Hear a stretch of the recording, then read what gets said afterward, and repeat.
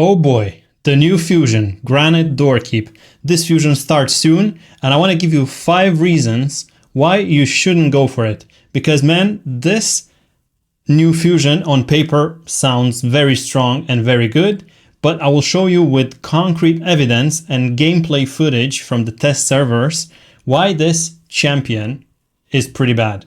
So, without further ado, let's jump into the video. Just a quick insight on this champion. I'm not going to waste too much time on that because probably you already seen all the videos on YouTube. This fusion is a legendary HP damage dealer based spirit affinity from the Dwarves faction. The fusion on paper brings a lot of stuff to the table and he sounds super strong. Let me move my camera real quick just to briefly get you through the kit, just in case you missed it. His basic attack attacks one enemy 3 times with a chance of removing 1 random buff from the target per attack and a 20% ignore defense. Decent. His second skill, or basically his first skill, attacks all enemies, an AoE attack, pretty nice, with a 50% increased accuracy on all allies and a 100% chance if booked, placing a 60% decreased defense debuff and block debuffs on all enemies. And then his last skill attacks one enemy, before attacking removes all debuffs from this champion and places a 15% chance buff of 15% chance shatter buff and 30% increased crit damage buff on all allies for 2 turns. Will also ignore unkillable, stone skin and block damage buffs. If the target is not under any unkillable, stone skin or block damage buffs, this attack will deal double the damage, 100% more damage. Amazing. Until we see the gameplay. So hang in tight. This also grants an extra turn if this attacks, kills an enemy. As for the passive, at the start of this champion's turn, removes any fear, true fear, provoke, stun, freeze, sleep and petrification debuffs from this champion. Increases this champion's damage inflicted against targets with no buffs on them by 20%. Nice kit on paper. So let's jump into the 5 reasons why you shouldn't go for GRANYT. I've made a nice list here and I'm also going to show you some gameplay. First of all, nice and big. First of all, wrong affinity. This guy is Spirit Affinity. Spirit Affinity does not counter the meta or the current meta. And I think Spirit Affinity will not counter any meta for a while until they bring something super cool. But we have a lot of magic champions that are super strong. We have a lot of force champions. We also have a lot of mythical champions like Empress. And yeah, he does not counter much of the current meta.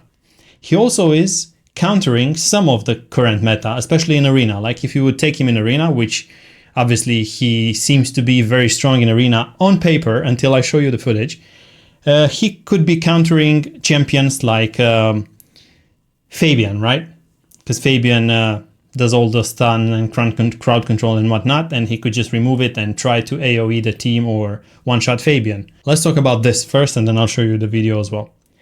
He's also, as I said, he's strong only against a handful of champions with his stone skin skill, or better said, with his skill here that says that ignores unkillable, stone skin and block damage buffs. Right. But as I mentioned, most of the PvP meta outperforms him, or he can't one-shot with his skills that add extra damage to stone skin. And he's also bad in most Hydra rotations.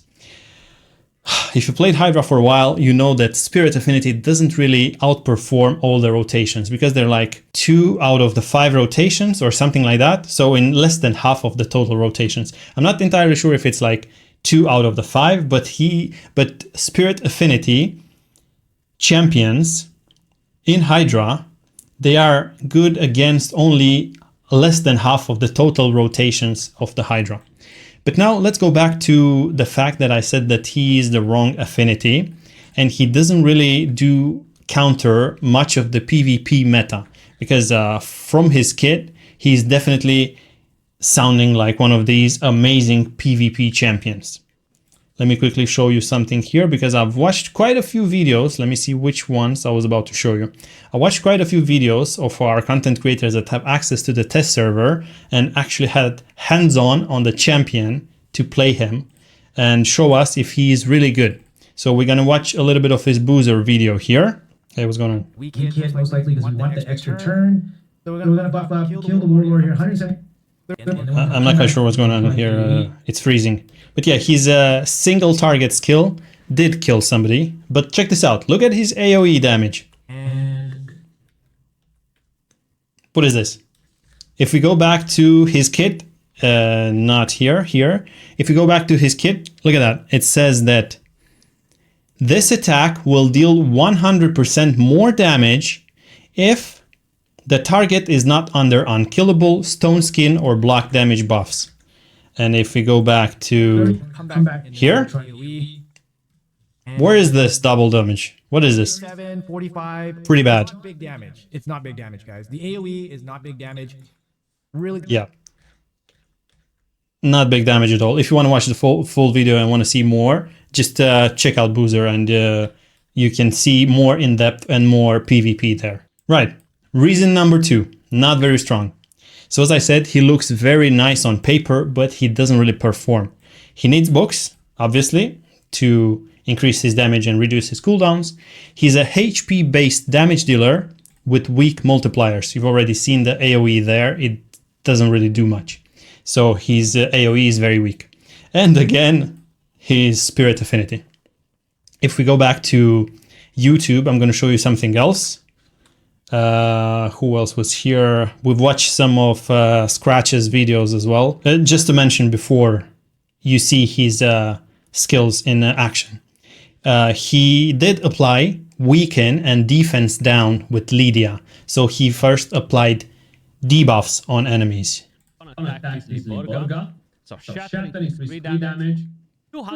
He wasn't able to one-shot with his single target skill. Now, let's have a look at his AoE attack, the one that was very bad in Arena previously. Let's have a look at this against PvE with decreased defense down and also also weaken. Everything up and running.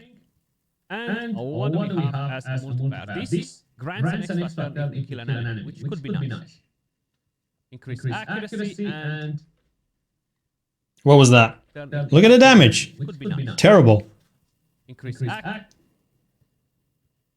He barely scratched anybody. And if you don't believe me, like maybe I'm biased and I'm showing you only one content creator, let's go ahead and have a look at nub raids here a bit as well. start with his AoE. Here we go. Boom. Look at that.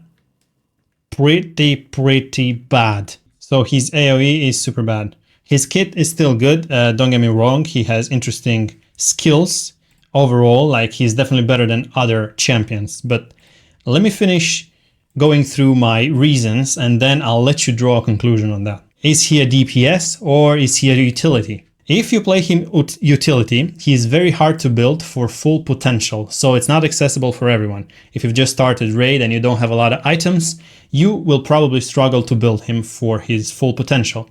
But then if you're an older player and you already have a bunch of items and you could build him for his full potential, check this out, what I put down here, I was just about to say this. Even if built with amazing build, still doesn't perform amazing. Basically, he's just another DPS. And lastly, if played utility to give team shatter and buffs and debuffs, he becomes useless. If he doesn't really outperform many of your champions, but he does bring a couple of things, right? Increased crit damage on all allies and stuff like that. But if he doesn't really outperforms any other utility champions, like say for example, you have Sun Wukong, right? Who is very strong against Hydra. He's pretty strong against waves as well. And then if you bring this guy just for a little bit of shatter and a little bit of extra damage, he's basically taking one spot in your team that you could have put maybe Leonardo, right? If you get Leonardo. Reason number 4, GRANYT versus Leonardo, the Ninja Turtle.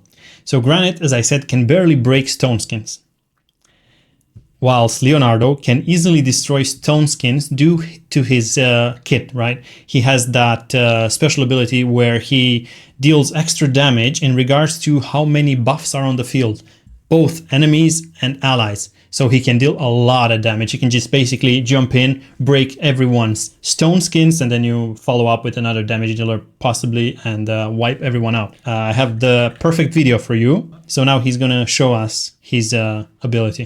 Let's try to kill, like this map right here is negative affinity, so we can't risk a single hit here. Let's go after the Narcies, and Corvis also negative affinity, so affinity playing a bit of an issue here. Again, affinity problem. Here's a spirit affinity. Yeah, let's see what we can do with single target hit. Can we kill the Narcies? And no, we can't. 78,000 against his health is not enough. That's a bit of a bummer. I didn't really show you his build, but he has top-notch build for damage dealer in arena. So as you can see, against strong competition that would also have strong gear in arena, he was not able to down them. So back to my list here, real quick. Let's continue reading through it. GRANYT brings some utility that can increase your overall team damage, so he's not obviously useless. But you miss one spot in your team for adding him in. And again, circling back to GRANYT versus Leonardo question, Leonardo has both AoE damage and team-wide utility and survivability, which is always better. And also Leonardo is a champion that comes with the current crossover for the Teenage Mutant Ninja Turtles, is a limited time champion that you cannot really skip, or if you skip, you're never gonna get the chance to get it again. If you got yourself Michelangelo and probably Donatello or Raphael, then if you bring in Leonardo as well on top, that's amazing. He's gonna deal a lot of damage. And lastly, fifth reason, bad faction. Yes, the dwarves are having loads of DPS champions, loads. And we also got quite a few for free, well, not really for free, but we also got quite a few in past events. Tholin Foulbeard being one of the latest. But then if you got other dwarves like Drunda, or you got Geomancer or Acrisia, like look at this, we are full of dwarves on this account, and I don't really need another extra damage dealer that doesn't really do that much. Lastly, before we end up the video, guys, can GRANYT hard counter anything? Is he actually worth your resources? He is definitely strong against Chimera. He has interesting kit. He has interesting stuff that he brings to the table. Decreased defense, block buffs, increased accuracy. He has Shatter that brings extra damage, crit damage. So he's not entirely useless. Yes, he can counter champions like Fabian in arena, but he can't kill Ambrose. As you saw there where I show you the previous video from Boozer, this PvP video, you saw that GRANYT, while using his skill that ignores Stone Skin, he wasn't able to deal more than 80,000 damage. And usually an Empress would have like 110, 120,000 damage, and also a Stone Skin on top. So yeah, that's not enough. Again, I can't stress enough his Spirit Affinity. So therefore, there is no end game potential for GRANYT. I'm sorry to say, fair and square, but this is my reasoning, and yeah, he's not worth your resources, at least not now with the TMNT crossover running. So that's the video, guys, for you. Let me know in the comments below what do you think about my mentality on GRANYT, and if you do think I'm right or wrong, drop me a comment below. I'll see you in the comments below. Talking about champions, you can get 2 free legendaries and 3 S-tier epic champions on top of Michelangelo if you download the game right now with the download link in the description and pinned comment. You'll get Corruptor, and then as your second legendary you can add in the promo code Demon Slayer to get Tholin Foulbeard, Monkey King or Sun Wukong, get Alice for Alice the Wanderer, Desert Queen for Tuhanerak, or Tree Hugger for Green Warden Ruark. You can choose one of these promo codes to receive the second legendary champion of your choice. And then Ugo, Taguar and Lady Kilen. Ugo, Taguar and Lady Kilen, we don't have her anymore because we fused Lady Mikage, will follow as soon as level 15, level 25 and level 35 respectively. So if you want to support the channel, this is the best way to do it.